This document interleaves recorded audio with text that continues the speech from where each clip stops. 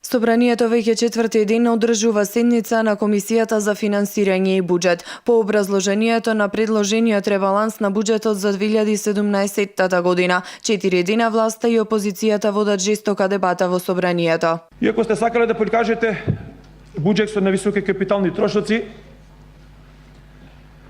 од друга страна сте ги напумпале приходите, посебно за недоначните приходи.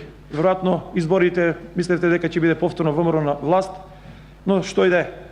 Значи, намалувањето на капиталните инвестиции е направено кај оние проекти кои има забавено динамика на реализација во првата половина од годината. 5 милиони денари за договорни услуги во администрацијата во влада на Република Македонија, а почитуваниот колега вика ги скратиле непродуктивните трошења, ќе штеделе. ВМРО-ДПМН се противи да се кратат пари наменети за проекти кои се во почетна фаза на реализација. Од СДСМ пак сметаат дека предвидените промени во државната каса ќе обезбедат пари за неопходните потреби на граѓаните, а ќе се скратат непродуктивните трошоци и луксузирање. Пратеникот на ВМРО-ДПМН и координатор на првата пратеничка група Илија Димовски од Собранискиот прес-центар рече дека ребалансот на буџетот е комплетно непродуктивен, неразвоен и ќе предизвика стагнација на економијата. Тој обвини дека со ребалансот власта крати од капиталните расходи, а за сметка на тоа зголемува средства за плати во државната администрација. Овој ребаланс на буџет кој што го предлага Социјалдемократскиот сојуз е неразвоен. Буџет кој што за жал ќе врати економијата назад.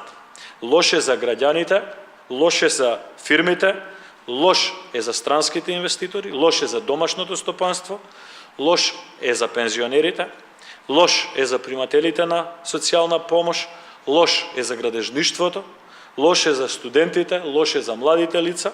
Генерално нема да продуцира никаков позитивен развој. Со овој ребаланс на буџетот, сите ветувања кои што СДСМ ги даваше пред да дојде на власт, се докажаа дека биле лажни. Целата кампања која што ја водеше СДСМ се докажа дека е лажна. СДСМ во својата изборна програма ветуваше стапка на раст на бруто домашниот производ од 6 до 7%. Со овој ребаланс на буџетот проектираат раст од 2,2%.